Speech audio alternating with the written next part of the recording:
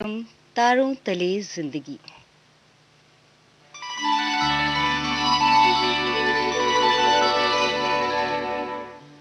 तारों तले जिंदगी। इस सीरीज में हम आपके लिए लेकर आए हैं हिंदी साहित्य जगत की कुछ चर्चित कहानियों और उपन्यासों पर केंद्रित नाट्य वाचन। इस कड़ी में प्रस्तुत है मुंशी प्रेमचंद का लिखा चर्चित उपन्यास प्रेमा। तो आइए सुनते हैं प्रसिद्ध उपन्यास प्रेमा का रेडियो नाट्य वाचन।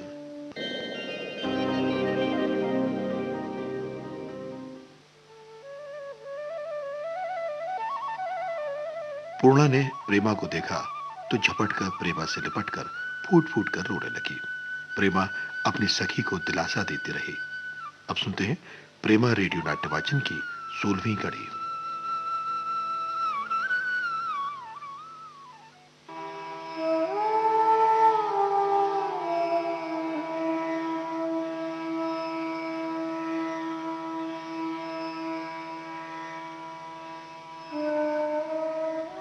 इस दुखियारी अबला का दुख बहुत ही करुणा योग्य था, जिसकी जिंदगी का बेड़ा पार लगाने वाला कोई नहीं था।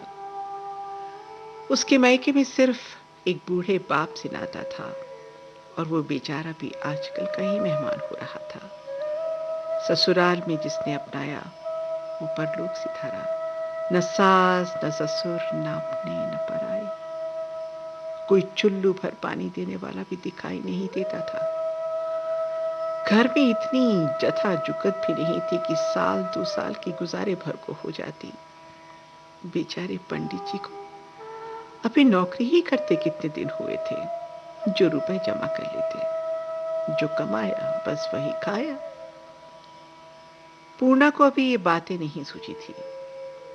अभी उसको सोचने का अवकाश ही नहीं मिला था। हाँ, बाहर मर्दाने में लोग आपस में इस बारे में जरूर बातचीत कर रहे थे।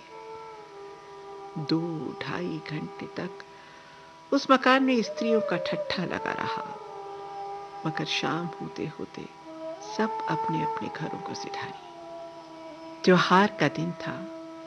वे बेचारी ज्यादा ठहरती भी तो कैसे। प्रेमा को कुछ देर से मूर्छा पर मूर्छा आने लगी थी। लोग उसे पालकी पर उठाकर वहां से ले गए, और दिया में बाती पढ़ते पढ़ते उस घर में सिवाय पूर्णा और बिल्लो की कोई और नहीं था। हाय, यही वक्त तो था कि पंडित जी दफ्तर से आया करते। पूर्णा उस वक्त द्वारे पर खड़े उनकी राह देखा करती, और जो ही वो ड्योढ़ी में पांव रखती, वो लपक कर उनके हाथों से छतरी ले लेती, उनके हाथ मुंह धोने और जलपान की सामग्री इकट्ठी करती। और जब तक वो मिष्ठान खाते, वो पान की बीड़ी लगाती रहती। वो प्रेम रस का भूखा, दिन भर का थका मांदा स्त्री की इस खातिरदारी से गद गद हो जाता। कहां पर प्रीति बढ़ाने वाले व्यवहार, और कहां आज का सन्नाटा। सारा घर भाएं भाएं कर रहा था।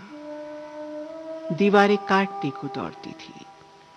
ऐसा मालूम होता कि इसके बसने वाले उजड़ गए। बेचारी पूर्णा आंगन में बैठी हुई है। उसके कलेजे में अब रोने का दम नहीं है, और न आंखों से आंसू बहते हैं। हाँ, कोई दिल में बैठा खून चूस रहा है। वो शोक से मतवाली हो गई है। नहीं मालूम इस वक्त वो क्या सोच रही है। शायद अपने सिधारने वाली प्रिया से प्रेम की बातें कर रही है, या उससे करजोड़ की विनती कर रही है, मुझे भी अपने पास बुला लो। हमको उस शोकाकुल का हाल लिखते बड़ी बड़ी ग्लानि हो रही है। हाय, वो उस समय पहचानी नहीं जाती। उसका चेहरा पीला पड़ गया है, होठों पर पपड़ी जमी हुई है, आंखें सूज गई हैं, सर के बाल खुलकर माथे पर बिखर गए हैं, चूड़ियां टूटकर चकनाचूर हो गई हैं। लंबी लंबी सांसें आ रही हैं। वो चिंता, उदासी और शोक का प्रत्यक्ष स्वरूप मालूम होती है।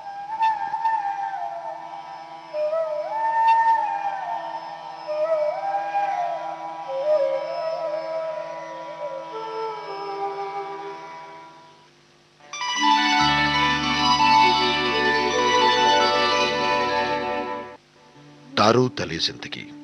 इस क्रम में अभी आप सुन रहे थे मुंशी प्रेमचंद का लिखा उपन्यास प्रेमा का रेडियो नाट्य वाचन। स्वर डॉक्टर ऋतु राजपूत का था और प्रस्तुतकर्ता थी काजल सूरी।